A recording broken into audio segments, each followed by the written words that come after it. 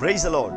ஆண்டவரும் இரட்சகருமாய் இருக்கிற இயேசு கிறிஸ்துவின் நாமத்தினாலே தினம் ஒரு தீர்க்க தரிசனம் என்கிற தேவனுடைய வார்த்தைக்கு உங்களை வரவேற்கிறோம். தீர்க்க தரிசனம் என்பது தேவ ஆவியால் அருளப்பட்ட அவருடைய வாக்குத்தத்தமான வார்த்தைகள் மாத்திரமே. இந்த நாளுக்குரிய தீர்க்க தரிசனமான வார்த்தைகளை வாசித்து நாம் செபிக்கலாம். நீதிமொழிகள் 26வது அதிகாரம் 2வது வசனத்தை நான் வாசிக்கிறேன். அடைக்கலான் குருவி அலைந்து போவது போலும், தகைவலான் குருவி பறந்து போவது போலும், காரணம் இல்லாமல் இட்ட சாபம் தங்காது என்று ஆண்டவர் வாக்குத்தத்தம் பண்ணுகிறார். ஆமென். இந்த நாளுக்கு தேவன் கொடுக்கிற தீர்க்க தரிசனமான வார்த்தை, காரணம் இல்லாமல் இட்ட சாபம் தங்காது என்று ஆண்டவர் உங்களுக்கு வாக்குத்தத்தம் பண்ணுகிறார்.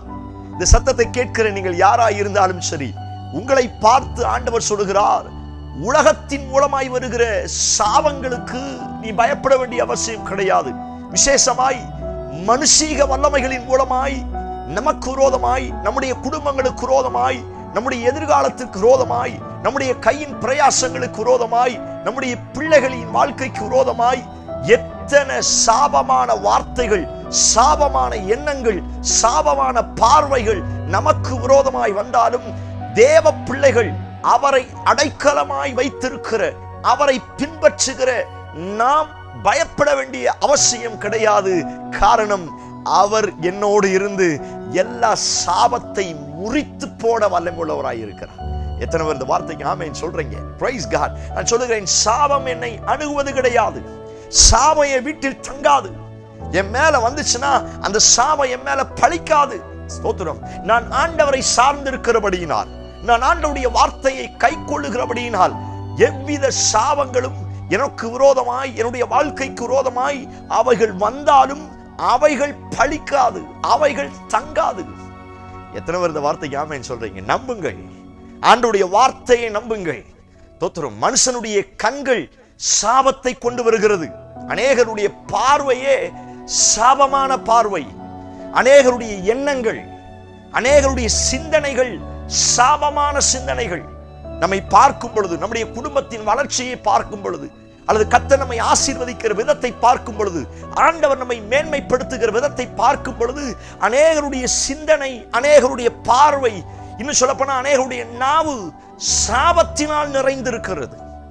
சாபத்தை யோசிக்கிறார்கள், சாபமாய் பார்க்கிறார்கள், சாபத்தை பேசுகிறார்கள். ஆனால் இந்த பொய்யான சாபத்திற்கு தேவ பிள்ளைகள் பயப்பட வேண்டிய அவசியம் கிடையாது. இன்னைக்கு கர்த்தர் கொடுக்கிற வார்த்தை தான், சாபம் பழிக்காது, சாபம் தங்காது. ஆமென் சொல்லி கர்த்தரை மையப்படுத்துங்க. Price the Lord. ஹல்லேலூயா. காரணம், ஒரே ஒரு வார்த்தையை அழகா சொல்ல முடியும். கிறிஸ்து எனக்காய் சாபமாக்கப்பட்டார். சிலுவையிலே என் சாபங்களை அவர் ஏற்றுக்கொண்டார். சிலுவையிலே என்னுடைய சாபத்திற்கான தண்டனையை அவர் சிலுவையிலே முறித்து போட்டார் என்று வேதத்திலே வாசிக்க முடியும். இந்த சத்தத்தை கேட்கிற நீங்கள் யாராய் இருந்தாலும் சரி, உங்க மேல வருகிற பாரம்பரிய சாபமாய் இருந்தாலும் சரி, விக்கிரகத்தின் சாபமாய் இருந்தாலும் சரி, அல்லது பாரம்பரியமாய் ரத்த சம்பந்தப்பட்ட எவ்வித சாபமாய் இருந்தாலும் சரி, அந்த சாபங்களுக்கெல்லாம் கிறிஸ்து இயேசு தம்முடைய இரத்தத்தை எனக்காய் சிந்தி அவர் சிலுவையிலே சாபமாகி என்னை ஜெயத்திற்கு நேரே நடத்தினார். எத்தனை ஒரு ஆமென் சொல்றீங்க? தோத்திரம். அவர் சிலுவையிலே அதற்குரிய பரிகாரத்தை செலுத்தி விட்டபடியினால் அந்த சாபம் என்னை தங்காது, எனக்கு விரோதமாய் பழிக்காது. நமக்கு தான் பயம், ஐயோ அவங்க என்ன எப்படி பேசிட்டாங்களே, இப்படி சாபமா போடுறாங்களே, எனக்கு விரோதமா அவங்களை எரிச்சலோட பார்க்கிறாங்களே, எரிச்சலோட பேசுறாங்களே. ஏய் சபையே, நீங்கள் ஆண்டவருடைய வார்த்தையை நம்புங்கள். அவன் விடுகிற சாபங்கள் எல்லாம் உங்களுக்கு ஆசீர்வாதமாகவே வந்து பழிக்கும். எத்தனை பேர் இந்த வார்த்தைக்கு ஆமென் சொல்றீங்க? காரணம், கர்த்தர் என் கூட இருக்கிறார். ராஜாவின் ஜெய கம்பீரம் என்னோடு இருக்கிறது. அவர் பறந்து காக்கிற பறவையை போல எனக்கும் என் குடும்பத்திற்கும் ஆதரவாய் இருக்கிறபடியினால் அவன் மூலமாய் வருகிற எந்த சாபமும் என்னை அணுகாது. எத்தனை பேர் ஆமென் சொல்றீங்க? பீலையாம் தீர்க்கதரிசி தான். ஸ்தோத்திரம். தேவனோடு பேசுகிறவன் தான். ஆனால் அவன் சபிக்க முற்பட்ட போது, இஸ்ரவேல் ஜனங்களுக்கு விரோதமாய், தேவ பிள்ளைகளுக்கு விரோதமாய் அவன் கூலி வாங்கி சபிக்க முற்பட்ட உட்பட்ட பொழுது அவனால் சபிக்க முடியவில்லை. வாயை திறந்து சபிப்பதற்கு வரும் பொழுது அந்த சாபங்களை கர்த்தர் ஆசீர்வாதமாய் மாற்ற ஆரம்பிக்கிறார். பிரியமான தேவனுடைய பிள்ளைகளே, யார் இருந்தாலும் உங்களுக்கு விரோதமாய், உங்கள் வீட்டுக்கு விரோதமாய் சாபம் போட முடியாது. ஒரு வேளை போட்டாலும் அந்த சாபம் சாபமாய் அல்ல, அந்த சாபம் மல்டிப்ளேயரான பெரிய ஆசீர்வாதமாய் என் மேல பழிக்கும். எத்தனை ஒரு ஆமேன் சொல்றீங்க? எத்தனை ஒரு ஆமேன் சொல்றீங்க? Praise God. அழகான தீர்க்கதரிசனமான வார்த்தை. குருவி பறந்து போகிறது போல சோத்ரம், உன் வீட்டில் இருக்கிற சாபம் பறந்து போகும். உன் வீட்டில் அது இனி தங்காது. ஆமேன் சொல்லி கர்த்தரை மையப்படுத்துங்க. என் பிள்ளைங்க வாழ்க்கைக்கு விரோதமா சாபம் போட்டாங்க. என் வீட்டை பார்த்து சாபம் போட்டாங்க. என் கையின் பிரயாசத்தை பார்த்து சாபம் போட்டாங்க. எங்க இது பழிச்சிடுமோ, எங்க என் வாழ்க்கையில் இது நடந்துருமோ, பாரம்பரியமா ரத்த சம்பந்தமா இந்த பிரச்சனை நடந்து கொண்டு இருக்கிறது, இந்த வியாதி வந்து கொண்டு இருக்கிறது, ஒருவேளை இது சாபமா இருக்குமோ, அப்படிப்பட்ட பயத்தோட அந்த சத்தத்தை கேட்கிறீங்களா? உங்களை பார்த்து ஆண்டவர் சொல்லுகிறார், ஒரு குருவி பறந்து போகிறது போல உன் மேல இதுவரை காணப்பட்ட சகல அவிசுவாசத்தின் மூலமாய் வந்த சாபத்தை நான் பறக்க செய்வேன்.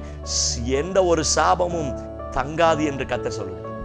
எத்தனை ஒரு ஆமேன் சொல்றீங்க? நம்புங்கள், வசனத்தை அப்படியே நம்புங்கள். சாபம் தங்குவது கிடையாது, சாபம் பழிப்பது கிடையாது. சோத்திரம். எல்லா கிரியைகளையும் ஒரு பறவை பறந்து போவது போல கர்த்தர் பறக்க செய்ய போகிறார். கண்களை மூடி ஜெபிக்க ஆரம்பியுங்கள். Praise God in Jesus name. இயேசுவின் நாமத்தினால எல்லா சாபங்களை கர்த்தர் முறித்திருக்கிறதற்காய் ஸ்தோத்திரம். என் பிள்ளைங்க மேல கண்களின் மூலமாய், நாவுகளின் மூலமாய், சிந்தனையின் மூலமாய், மனுஷீக வல்லமைகளின் மூலமாய் வருகிற எல்லா சாபத்தின் வல்லமைகளை கர்த்தர் வேரோடு அழித்து போடுவீராக. அந்த சாபம் தங்காமல், அந்த சாபம் பழிக்காமல் ஒரு பறவை பறந்து போவது போல பறந்து போவதாக என் ஜனத்திற்கு ஜெயத்தை தருவீரா. அப்படி செய்வீர் என்று நம்புகிறோம். பெரிய காரியத்தை செய்யும் இயேசு கிறிஸ்து மூலம் ஜெபிக்கிறோம். ஜெபம் கேளும் நல்ல பிதாவே. ஆமென், ஆமென். Praise the Lord. நம்பிக்கையோடு இந்த நாளை துவங்குங்கள். சாபம் தங்காது. தேவ ஆசீர்வாதம் தான் என் வாழ்க்கையிலே தங்கும். இந்த செய்தி உங்களுக்கு ஆசீர்வாதம் இருந்துச்சுன்னா மற்றவங்களுக்கு ஷேர் பண்ணுங்க. கர்த்தர் பெரிய காரியங்களை செய்வார். ஆமென். Praise the Lord. God bless you.